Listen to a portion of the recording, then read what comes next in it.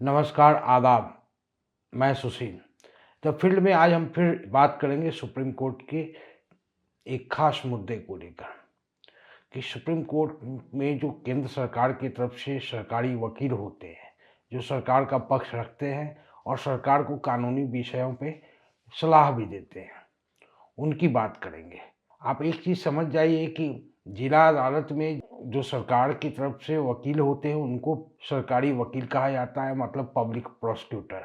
और राज्यों में जो हाई कोर्ट होता है, वहाँ पे सरकार को राय देने के लिए जो सरकार नियुक्त करती है कानूनी सलाहकार को, उनको एडवोकेट जनरल कहा जाता है। उसी तरीके से सुप्रीम कोर्ट में जो सरकार के वकील होते हैं, उनको कानूनी भाषा में एक होते हैं अटॉर्नी जनरल, मुख्य न्यायिक सलाहकार, जो हमारे संविधान के तहत व्यवस्था दी गई है, उसी के तहत उनकी नियुक्ति होती है। मौजूदा वक्त में आर वेंकट रमानी साहब हमारे अटॉर्नी जनरल हैं। उनको सहयोग देने के लिए सॉलिसिटर जनरल होते हैं, मतलब न्यायवादी, जो सरकार की तरफ अगर सरकार के खिलाफ सुप्रीम कोर्ट में कि कोई याचिका लगाया है या सरकार की नीतियों के खिलाफ कोई याचिका लगाया है, तो उस पे जो बहस करते हैं, पक्ष रखते हैं, वो मुख्य तौर पे अटॉर्नी जनरल तो बहुत इम्पोर्टेंट जो मुख्य मुद्दे होते हैं उसमें वो बहस में शरीक होते हैं। कई बार अटॉर्नी जनरल बहस में शरीक नहीं होते क्योंकि हो सकता है सरकार के खिलाफ जो आरोप लग रहे हैं नैतिक तौर पर बहस नहीं कर पाते हैं और उस बहस से खामोशी उस बहस से अलग हो जाते हैं। उनकी जगह कोई अगर बहस करता है तो सॉलिसिटर जनरल, वह भी केंद्र सरकार के ही वकील होते हैं। उसके अलावा अतिरिक्त सॉलिसिटर जनरल होते हैं, जो सॉलिसिटर जनरल को सहयोग करते हैं। जब भी केंद्र सरकार को कुछ कहना होता है या केंद्र सरकार के पास सुप्रीम कोर्ट कुछ कहना चाहती है केंद्र सरकार को, तो अटॉर्नी जनरल या सॉलिसिटर जनरल के जरिए बात कही जाती है और केंद्र सरकार भी अपना पक्ष सॉलिसिटर जनरल, अटॉर्नी जनरल के जरिए रखती है। मौजूदा वक्त में जो सुप्रीम कोर्ट में केंद्र सरकार की तरफ से सॉलिसिटर जनरल है, न्यायवादी तुषार मेहता, एक ऐसे सॉलिसिटर जनरल हैं जिनको जो बहस से ज़्यादा जो सुप्रीम कोर्ट के जजेज होते हैं उनको सील बंद लिफाफा में अपने तर्क देते हैं या केंद्र सरकार का पक्ष उसमें सीलबंद लिफाफे के जरिए देते हैं और फिर उस सीलबंद लिफाफे के बाद सुप्रीम कोर्ट के जज जो है जिस मामले की सुनवाई कर रहे हैं, बहुत बार आप ऐसा देखेंगे कि जैसे ही सॉलिसिटर जनरल लिफाफा देते हैं, मतलब सार्वजनिक तौर पर सुप्रीम कोर्ट में बहस, ओपन कोर्ट है, वहाँ बहस किया जाए, खुला कोर्ट है, खुली कोर्ट है सुप्रीम कोर्ट, वहाँ आप बहस कर सकते हैं, जो लोगों को पता भी चले कि बहस क्या हो रहा है। लेकिन जो तुषार मेहता है सॉलिसिटर जनरल, वो एक तरीके से आप कहिए केंद्र सरकार से ज़्यादा वो राजनीतिक तौर पर प्रधानमंत्री नरेंद्र मोदी के उस चेहरे हैं वहाँ पर। वो सीलबंद लिफाफा जब भी सुप्रीम कोर्ट के जज को सौंपते हैं तो फैसला सरकार के पक्ष में ही जाता है। एक हमने अध्ययन किया है और कैरवन मैगजीन ने तो इस पर बहुत लंबी लेख भी लिखी है। तो आज हम तुषार मेहता की बात करेंगे कि बहस कैसे करते हैं, सीलबंद लिफाफा देने का मतलब क्या होता है और सुप्रीम कोर्ट का हर फैसला या दिल्ली हाई कोर्ट का हर फैसला सरकार के पक्ष में ही क्यों चला जाता है। हारती तो जनता है। आज इसी मुद्दे पे हम बात करेंगे। 2014 में प्रधानमंत्री नरेंद्र मोदी के शपथ ग्रहण के कुछ समय ही बाद तुषार मेहता की नियुक्ति होती। तुषार मेहता गुजरात के जामनगर के रहने वाले हैं और लॉ की पढ़ाई पढ़ने अहमदाबाद आ जाते हैं और वहीं से वो प्रैक्टिस भी चालू करते हैं। 2014 में नरेंद्र मोदी के सत्ता संभालने के साथ ही इनकी नियुक्ति सुप्रीम कोर्ट में अतिरिक्त सॉलिसिटर जनरल के पद पे हो जाती है और सरकार का पक्ष रखने के लिए एक कतार में लगभग 9 अधिकारी ऐसे थे, अतिरिक्त सॉलिसिटर जनरल, उसमें सबसे आगे इनकी मौजूदगी दिखाई देती है। आपको हम बताते चले कि तुषार मेहता जो सॉलिसिटर जनरल हैं इस वक्त, फिर इनकी तरक्की होती है 2018 में, इनको अतिरिक्त सॉलिसिटर जनरल पद से प्रमोशन देते हुए इनको सॉलिसिटर जनरल बना दिया जाता है। और अक्सर आप पाएंगे कि सरकार के किसी भी पक्ष को सही ठहराने के लिए वो उस हद तक जाते हैं कि आप इनके तर्कों को नहीं समझ सकते हैं। और जब जब ये मुश्किल में फंसते हैं तो ये दो तरीके से काम करते हैं। एक सील बंद लिफाफा जज साहब को सौंप देते हैं, और दूसरा किसी भी केस में जब सरकार मुश्किल में फंसते नजर आती है तो स्थगन आदेश ले लेते हैं, स्टे ऑर्डर ले लेते हैं। बहुत सारे ऐसे मामले हैं जिस पे अभी भी सुप्रीम कोर्ट ने स्टे लगा के रखा है, और दिल्ली हाई कोर्ट ने भी स्टे लगा के रखा है। तुषार मेहता गृह मंत्री अमित शाह के बड़े करीबी माने जाते हैं।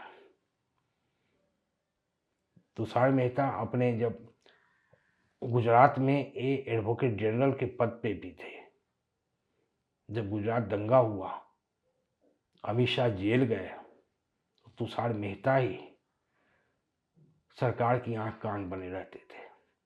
अमित शाह की तरफ से कौन वकील बहस करेगा सीबीआई कोर्ट में, यह भी तुषार मेहता ही यह काम संभाल रखे थे। तुषार मेहता अभी जो आईपीएस संजीव भट्ट अहमदाबाद के साबरमती जेल में आजीवन कारावास की सजा काट रहे हैं, उनके भी गहरे मित्र थे। आप अहमदाबाद में अगर लोगों से बात करेंगे तो लोग आपको ये बताएंगे कि अमित शाह, संजीव भट्ट जो आईपीएस ऑफिसर अभी जेल में है, और तुषार मेहता, इन तीनों की तिकड़ी वहाँ के एडमिनिस्ट्रेटिव सर्किल में, प्रशासन में जानी जाती थी। तीनों बड़े गहरे दोस्त थे। आपको हम बताएं कि जब तुषार मेहता अहमदाबाद में पढ़ने आए, श्रीकांत शाह ने उनको अपने घर पे रखा, और श्रीकांत शाह की बेटी की शादी श्वेता शाह की, जो अब श्वेता भट्ट है, संजीव भट्ट से हुई थी। तो इस तरह का रिश्ता इन लोगों में था। और संजीव भट्ट एक ज़माने में जब मुख्यमंत्री नरेंद्र मोदी थे तो उनके बड़े करीबी माने जाते थे। खैर, अब तो वो जेल में हैं। हम बात करेंगे तुषार मेहता की। आखिर हम तुषार मेहता की बात क्यों कर रहे हैं? आपको मैं बताऊं कि सुप्रीम कोर्ट, जिसका मकसद जनता की अधिकारों की रक्षा करना था, उसकी ख्याति अब सरकार की इच्छाओं का चैंपियन बनना हो गया है। आप सहारा बिरला डायरी केस ले लीजिए। कॉरपोरेट घरानों ने कैसे नरेंद्र मोदी को पैसे दिए, उसका जिक्र था, वो भी केस खारिज हो गया। अमित शाह के खिलाफ हत्या का मामला था कि जज लोया की अचानक मृत्यु हुई, उसमें कहीं ना कहीं अमित शाह की संलिप्तता है, वह भी केस खारिज हो गया है। सुप्रीम कोर्ट सरकार की उस बात से संतुष्ट हो गई कि कहीं भी कुछ गलत नहीं हुआ है। ऐसा ही एक मुद्दा इलेक्टरल बॉन्ड को लेके है। चुनावी जो बॉन्ड है, जिसके जरिए कॉरपोरेट चुनावी बॉन्ड खरीदते हैं और राजनीतिक पार्टियों को चंदा देते हैं चुनाव लड़ने के लिए, उसकी खुला पारदर्शिता को लेकर था कि आखिर कौन चंदा देता है। सुप्रीम कोर्ट उस पर भी सरकार के साथ खड़ी हो गई। उसके बाद जब कश्मीर में धारा 2019 के बाद जब कश्मीर में धारा 370 खत्म किया गया, उसके बाद वहाँ प्रेस पे पाबंदी, इंटरनेट पे पाबंदी, वहाँ के लोगों के साथ ज्यादतियाँ, वो आज भी जारी है। उस पर भी सुप्रीम कोर्ट खामोश रही, और उसकी सुनवाई का भी कोई अता पता ठिकाना नहीं है। जाहिर सी बात है, सुप्रीम कोर्ट ने सरकार को वहाँ लोगों के साथ जो भी बर्ताव करना हो उसकी आज़ादी दे दी है। तो ये सभी जो केस हम बता रहे हैं, इसमें तुषार मेहता की मौजूदगी बहुत ही महत्वपूर्ण है कि तुषार मेहता ने कैसे सारे केसों को हैंडल किया, जिसमें वो बहस कम करते हैं। जब बहस की बात आती है, वो व्हाट्सएप यूनिवर्सिटी में जो वायरल होता है उसको वो बहस का आधार बना लेते हैं। अब आप समझ सकते हैं कि कानून की कितनी जानकारी है, संविधान की कितनी जानकारी है। तुषार मेहता कोर्ट के अधिकारी, सॉलिसिटर जनरल और अटॉर्नी जनरल कोर्ट के अधिकारी भी होते हैं। उनको भी संविधान उसी तरीके से रक्षा करनी होती है जिस तरीके से सुप्रीम कोर्ट के जजों को रक्षा करनी है। लेकिन वो क्या कर रहे हैं, व्हाट्सएप यूनिवर्सिटी में जो नॉलेज चल रहा है, जो वायरल हो रहा है, जो प्रोपेगेंडा चल रहा है, उसी को सुप्रीम कोर्ट में वो बहस में तब्दील कर देते हैं, जहाँ वो फंसते हुए नजर आते हैं। आपको याद होगा कोविड में लाखों लोग सड़क के रास्ते जा रहे थे, अपने घर लौट रहे थे।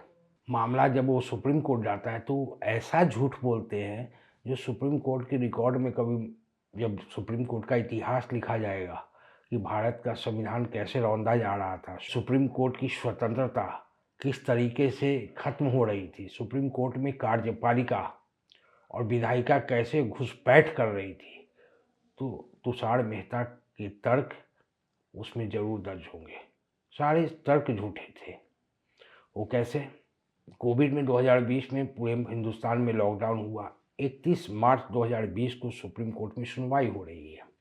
सुनवाई में जो प्रवासी मजदूर जो घर जा रहे थे उसके संकट के बारे में पत्रकारों ने, मानवाधिकार कार्यकर्ताओं ने, वकीलों ने याचिका लगाई। सरकार इनकी व्यवस्था तो कुछ करे। उस दिन सरकार की ओर से तुषार मेहता सुप्रीम कोर्ट में उपस्थित होते हैं और कोर्ट को बताते हैं कि दोपहर के 11 बजे तक तो सड़क पर एक भी प्रवासी मजदूर नहीं था। उस बयान के हफ्ते बाद जो बाकायदा अदालत में दर्ज किया गया था कि घर जाते समय औरंगाबाद के निकट 15 प्रवासी मजदूर एक मालगाड़ी की चपेट में आकर मृत्यु के शिकार हो जाते हैं। पूरे अप्रैल महीने में प्रवासी मजदूर चलते रहे, मरते रहे। उच्च न्यायालयों ने मई में उन पर ध्यान देना शुरू किया। उड़ीसा उच्च न्यायालय ने राज्य सरकार से कहा कि वह वापस आ रहे मजदूरों का कोरोना की जांच करें और पक्का करें कि वो नेगेटिव हैं। मेहता ने सरकार के इस आदेश के खिलाफ सुप्रीम कोर्ट में स्टे ले लिया। मतलब सरकार की इस कोर्ट, जो उड़ीसा हाई कोर्ट का ऑर्डर था, उसको खामोश करने के लिए ये सुप्रीम कोर्ट पहुंचते हैं, कहते हैं ये गलत बात है, हम कैसे टेस्ट करेंगे। इसके बाद गुजरात हाई कोर्ट ने भी अखबारों में जो खबर छपी थी उस पर सुओ मोटो लिया, मतलब स्वतः संज्ञान लिया। तुषार मेहता यही तरकीब अपनाते हैं और गुजरात हाई कोर्ट के फैसले पर रोक लग जाती है। उस समय तक सुप्रीम कोर्ट के पास बहुत सारी आलोचनाएं आ चुकी थी। यहाँ तक कि अवकाश प्राप्त जो रिटायर्ड जज थे वो भी तीखी टिप्पणियाँ कर रहे थे, अखबारों के जरिए कर रहे थे, सोशल मीडिया के जरिए कर रहे थे। अदालत सरकार से, सुप्रीम कोर्ट सरकार से ठोस वादा चाहती थी। सुप्रीम कोर्ट ने मेहता से पूछा, तुषार मेहता से, अगर किसी मजदूर की शिनाख्त होती है तो यह निश्चित किया जाना चाहिए कि उसे 1 सप्ताह के भीतर या अधिक से अधिक 10 दिनों के अंदर घर भेज दिया जाएगा। वह समय क्या है? वे कौन से राज्य हैं जो उनके पैसों का भुगतान करेंगे?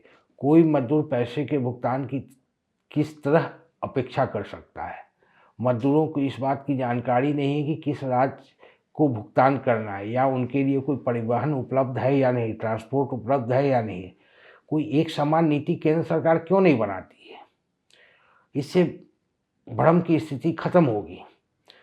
मेहता ने वही रणनीति अपनाई जो प्रायः वो कठिन सवालों के पूछे जाने के समय अपनाते रहे हैं।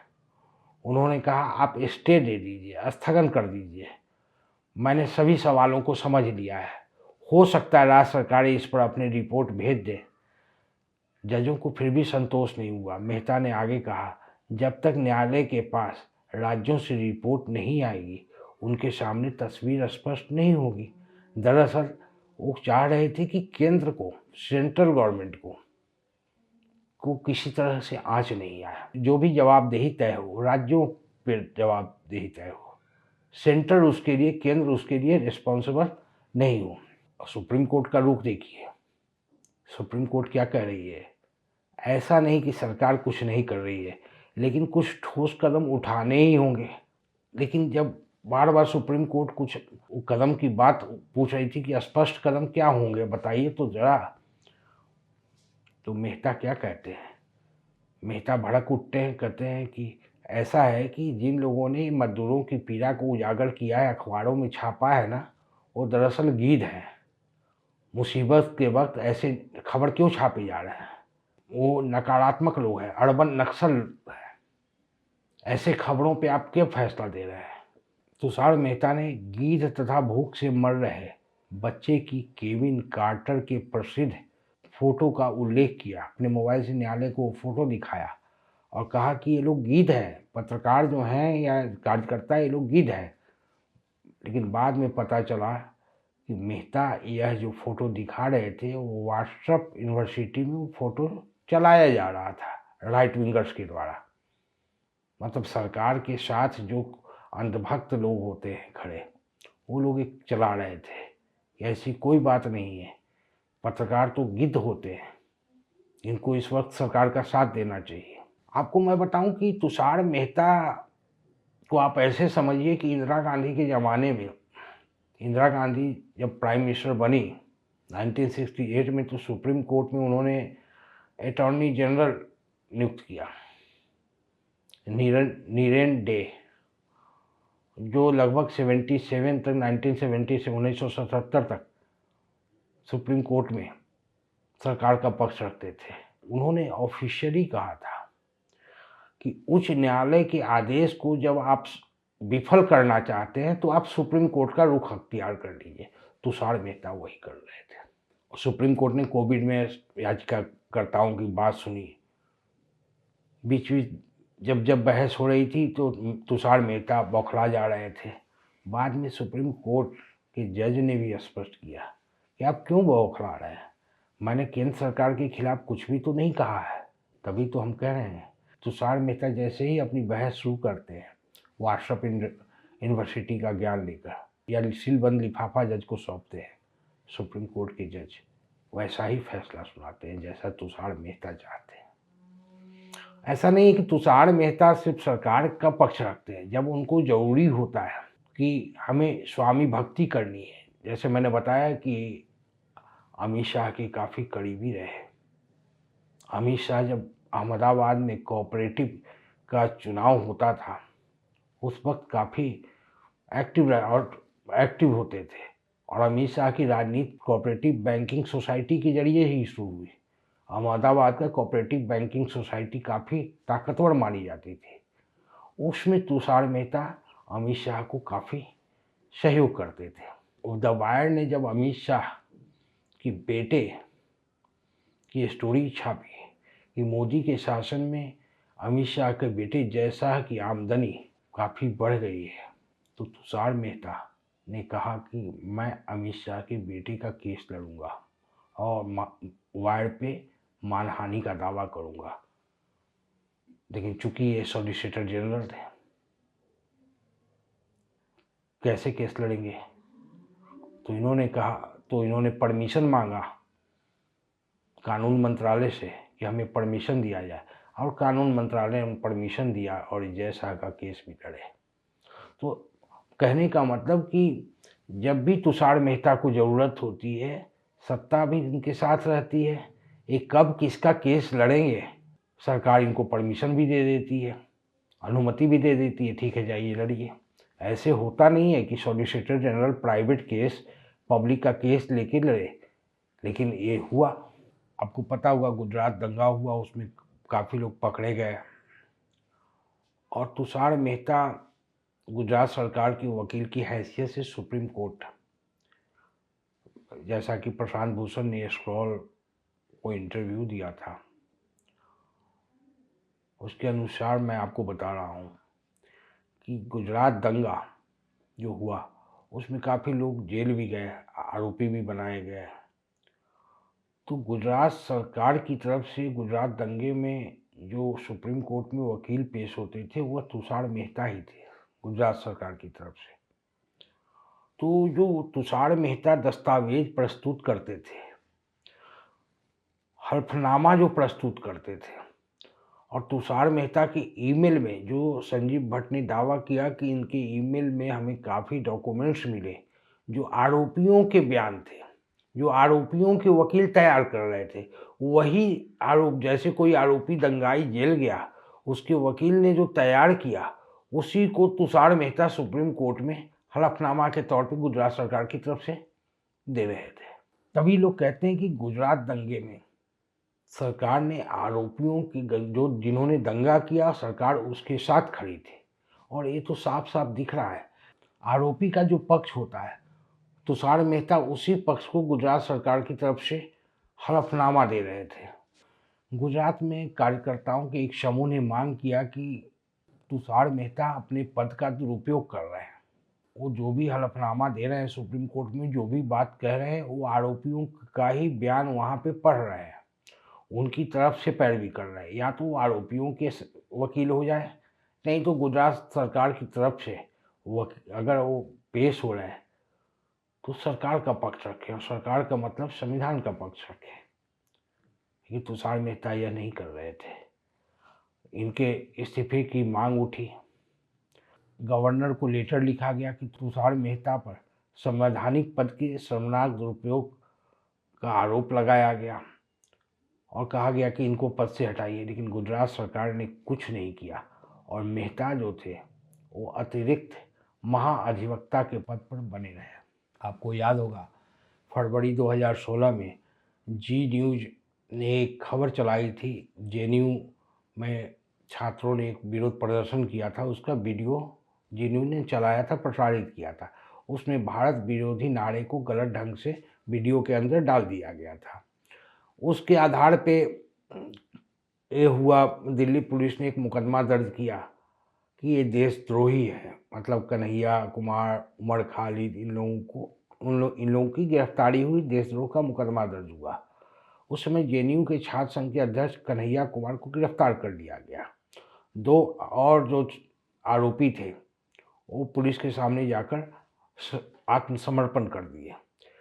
जब इन छात्रों ने जमानत याचिका कोर्ट में लगाई, दिल्ली हाई कोर्ट में, दिल्ली पुलिस ने जिसने एफआईआर किया था, दिल्ली पुलिस की ओर से पैरवी के लिए तुषार मेहता पेश हुए और तुषार मेहता ने दिल्ली हाई कोर्ट को क्या बोला? तुषार मेहता ने दिल्ली हाई कोर्ट के जज से इस बात की इजाज़त मांगी कि वह एक सीलबंद लिफाफे में कुछ डॉक्यूमेंट देना चाहते हैं जिसे सिर्फ जज ही खोले, एक स्टेटस रिपोर्ट देना चाहते हैं। हालांकि उनका यह अनुरोध नामंजूर कर लिया गया। बाद में जो रिपोर्ट दाखिल की गई उसमें पुलिस के उस दावे का उल्लेख था कि कोई बड़ी साजिश की तैयारी की गई है जिसमें चेहरे पर नकाब लगाए विदेशी तत्व शामिल हैं। मेहता ने न्यायाधीश से यह भी कहा कि अभी और पूछताछ के लिए कन्हैया कुमार की हिरासत की अवधि बढ़ाई जाए। उनका यह अनुरोध मान लिया गया और 6 दिनों तक, अगली सुनवाई तक कन्हैया कुमार लगभग 3 सप्ताह हिरासत में गुजारे। अब मेहता के जरिए पुलिस ने अदालत को बताया कि उसके पास कोई फुटेज नहीं है जिसमें कन्हैया कुमार भारत विरोधी नारे लगा रहे हों।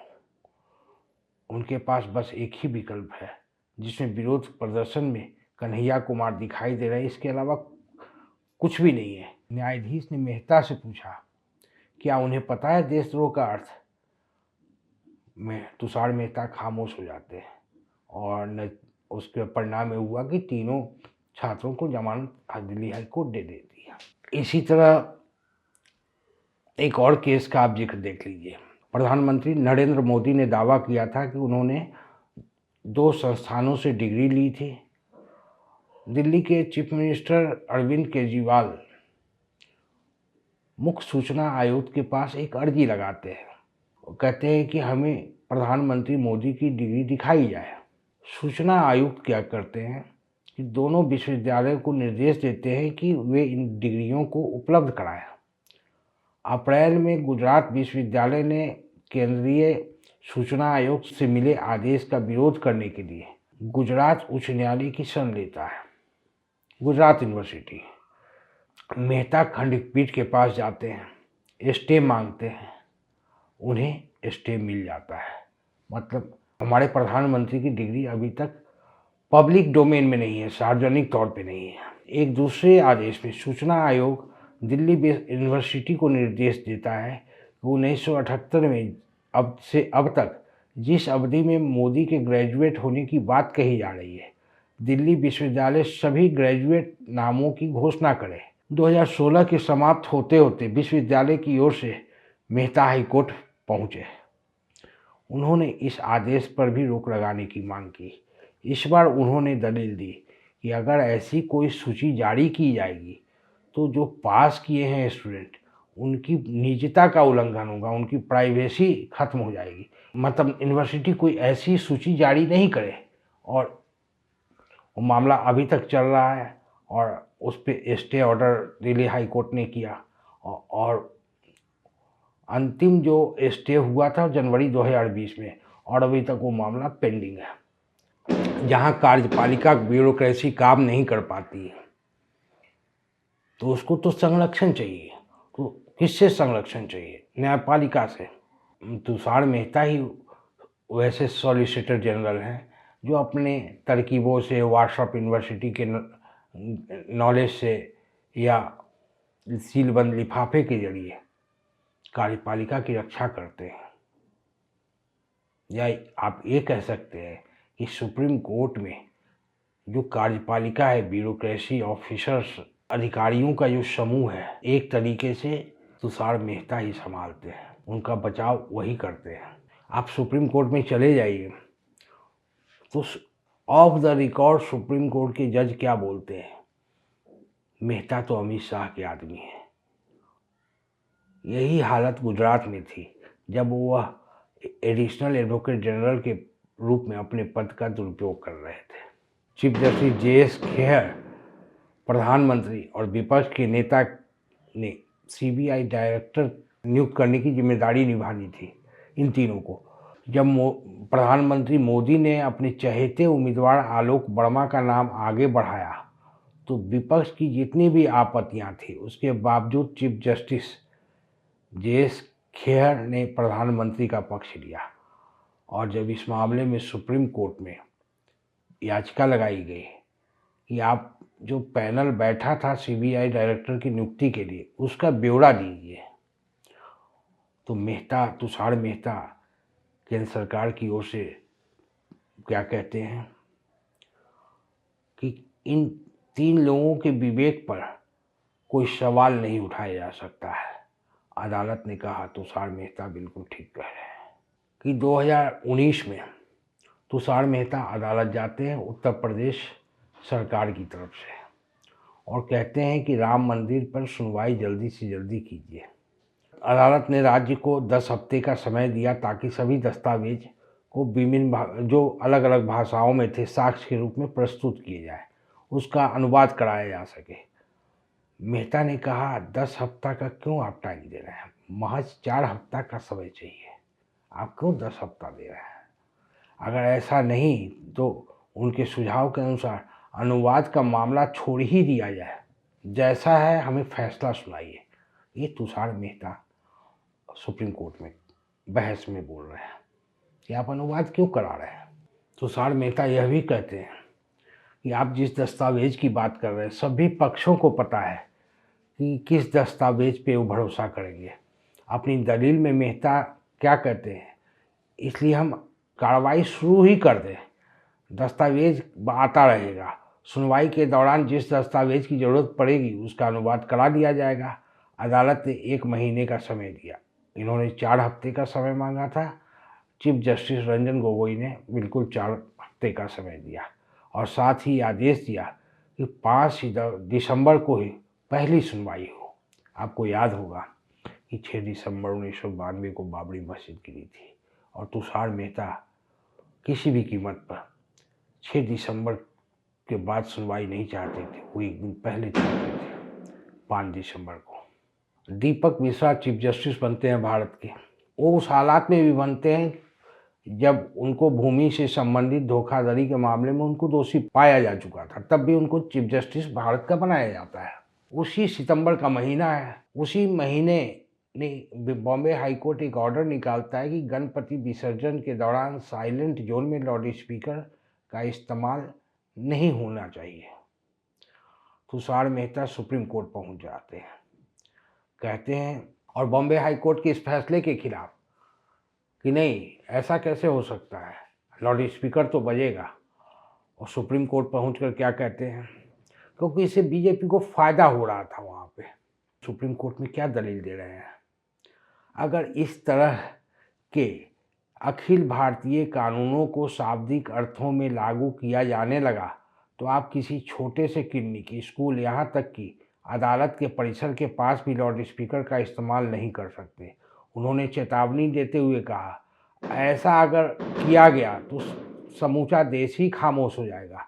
सुप्रीम कोर्ट ने आदेश दिया, ठीक है, शोर होने दीजिए। तुषार मेहता के सॉलिसिटर जनरल बनने के बाद के 2 वर्ष को आप 2 सालों में आप देख लीजिए कि सुप्रीम कोर्ट में क्या क्या सुने गए, और जो सुने गए उसके फैसले किस रूप में आए, आप समझ जाएंगे कि सॉलिसिटर जनरल की भूमिका कितनी इम्पोर्टेंट है। 2019 में जनरल इलेक्शन होता है, आम चुनाव होता है। चुनाव आयोग को लेकर बहुत सारे सवाल उठते हैं, सुप्रीम कोर्ट जाता है, सवाल सुप्रीम कोर्ट भी जाता है। सुप्रीम कोर्ट तुषार मेहता के दलील से संतुष्ट होते हैं। इलेक्टरल बॉन्ड का फैसला सरकार के पक्ष में आता है। असम में एनआरसी, सरकार चाहती है एनआरसी का मसला है, सुप्रीम कोर्ट तुषार मेहता के बातों से सहमत होता है, और एनआरसी का तो चीफ जस्टिस रंजन गोगोई हर दिन सुनवाई करने पर राजी थे, ताकि एक किसी को फायदा तो हो रहा था। वो कौन थी राजनीतिक पार्टी, आज देख लीजिए असम में किसकी सरकार है। जिस तरीके से कश्मीर में संवैधानिक दर्जे को समाप्त किया गया, नागरिकता संशोधन कानून पारित हुआ, अयोध्या में राम मंदिर का निर्माण कार्य हुआ, ये सारी घटनाएं आपको क्या बता रही है। चाहता तो सुप्रीम कोर्ट कार्यपालिका के ऊपर अंकुश लगाता, लेकिन सुप्रीम कोर्ट ने कोई अंकुश नहीं लगाया। वो तुषार मेहता के दलीलों के सामने बौना हो चुका था। जब कश्मीर में धारा 370 खत्म कर दिया गया तो कुछ लोग विरोध करते हुए सुप्रीम कोर्ट पहुंचे कि कश्मीर में मीडिया को खामोश किया जा रहा है। सरकार की तरफ से तुषार मेहता ने क्या दलील दी, इस मामले को फौरन उठाकर रद्दी में फेंक दीजिए। गोगोई कहते हैं कि नहीं, प्रेस को तो लॉकडाउन में मुक्त ही रखना चाहिए, लेकिन इस अपील पर जवाब तैयार करने के लिए उन्हें सरकार को समय देने में कोई गुरेज नहीं हुआ। सुनवाई के दौरान तुषार मेहता ने अदालत को बताया कि अगले कुछ दिनों में कश्मीर में हम प्रतिबंध को उठा लेंगे। हालांकि ये प्रतिबंध महीनों तक जारी रहा। जो पिटीशन याचिकाकर्ता अदालत पहुंचे थे, रंजन गोगोई क्या कहते हैं, थोड़ा सरकार को भी समय दीजिए। अगर तुषार मेहता समय मांग रहे हैं तो उनको दे दीजिए समय। तुषार मेहता और क्या जानकारी दे रहे हैं सुप्रीम कोर्ट को, कह रहे हैं कश्मीर में मीडिया काफ़ी सक्रिय है। जिस महिला संपादक ने प्रतिबंधों का विरोध किया है उसने अपना अखबार न छापने का खुद ही फैसला किया है, ताकि समूचे मसले को सनसनीखेज बताया जा सके। लॉकडाउन के कई सप्ताह गुजर जाने के बाद और घाटी में जनजीवन के ठप पड़ जाने की और भी ज़्यादा खबरें आने लगी, उस पर मेहता ने अदालत से झूठ बोला कि कश्मीर के लगभग 99% हिस्से में किसी प्रकार का प्रतिबंध नहीं है। मेहता ने कश्मीर में इंटरनेट सेवा फिर से चालू करने, आपको पता है कि उस दौरान कश्मीर में इंटरनेट सर्विस बंद कर दिया गया था। जब तुषार मेहता से सुप्रीम कोर्ट ने कहा कि इंटरनेट क्यों बंद है, बदकिस्मती से इंटरनेट से जिहादियों को काफ़ी सफलता मिलती है, और आपको पता है कि धारा 370 जो हमने हटाया है, ये पूरी दुनिया के लिए सबसे बड़ी घटना है। जिहादी नेता इंटरनेट के जरिए नफरत फैलाएंगे, गैर कानूनी कामों को अंजाम देने में सफल हो जाते हैं। अदालत ने जानना चाहा कि कुछ प्रतिबंधों के साथ इंटरनेट सेवा दी जा सकती है क्या। इसके जवाब में मेहता ने कहा कि इसका एक ही मात्र समाधान यह है, या तो आपके पास इंटरनेट हो या ना हो, यही एक समाधान है। अदालत ने फिर जानना चाहा, क्या किसी भी रूप में कश्मीर के लोग इंटरनेट की सेवा प्राप्त कर सकते हैं। मेहता ने कहा कि 10 अगस्त से सभी पत्रकारों के लिए एक मीडिया सेंटर खोला गया है। वह सुबह में 8 बजे से रात को 11 बजे तक बगैर रुकावट इंटरनेट का इस्तेमाल कर सकते हैं। इसके अलावा आम जनता के लिए भी घाटी में 15 इंटरनेट केंद्र खोले गए हैं। ये 15 इंटरनेट केंद्र कश्मीर के 70 लाख आबादी के लिए था। आप एक हद तक कह सकते हैं कि जो चीफ जस्टिस रहे रंजन गोगोई और तुषार मेहता, इन दोनों ने सील बंद लिफाफा के जरिए काफ़ी फैसलों को अंजाम दिया। जैसे आप राफेल का मुद्दा ले सकते हैं, राफेल में भ्रष्टाचार हुआ, याचिकाकर्ता कह रहा है भ्रष्टाचार हुआ, जस्टिस रंजन गोगोई कह रहे हैं कि आप हमें सील बंद लिफाफा दे दीजिए, देश तुषार मेहता कह रहे हैं देश हम बता नहीं सकते इसमें कुछ, क्योंकि देश की रक्षा का सवाल है, हम आपको सीलबंद लिफाफा दे देंगे। सीलबंद लिफाफा गया और राफेल पे सरकार के साथ सुप्रीम कोर्ट खड़ी दिखी। आपको मैं बताऊं कि पत्रकार जो थे अब नहीं हैं, विनोद दुआ को एक FIR का शिकार होना पड़ा, उन पर देशद्रोह का मुकदमा लगाया गया, क्योंकि उन्होंने कोरोना वायरस महामारी में के प्रति मोदी सरकार के रवैये की आलोचना की थी। कानूनी राहत के लिए जब वह सुप्रीम कोर्ट पहुंचे, अदालत से अनुरोध किए कि इस मामले में पुलिस की रिपोर्ट को तो देख लीजिए, मेहता ने वह रिपोर्ट भी सीलबंद लिफाफे में अदालत में पेश की। दरअसल इंदिरा गांधी के वक्त के जो अटॉर्नी जनरल थे नीरेन डे, उन्होंने कहा कि सॉलिसिटर जनरल इतना ताकतवर क्यों होता है। उनका जवाब क्या था कि ऐसा नहीं है कि सॉलिसिटर जनरल बहुत शक्तिशाली होता है। दरअसल अदालत जो कोर्ट होती है वो कायरों से भरी हुई होती है। वो अपने वक्त की बात कर रहे थे कि मैं शक्तिशाली नहीं था, हम जिस कोर्ट में थे वो कायरों से भरी हुई थी। आखिर ये सीलबंद लिफाफा होता क्या है? कोई प्रमोशन लेटर होता है क्या? होता क्या है सीलबंद लिफाफा? अक्सर तो हम लोग जो लिफाफा देते हैं उसमें तो आप जानते ही, लिफाफा पहुंच गया। लिफाफा पहुंचने का मतलब समझदार हैं आप, समझेंगे। बहुत बहुत शुक्रिया।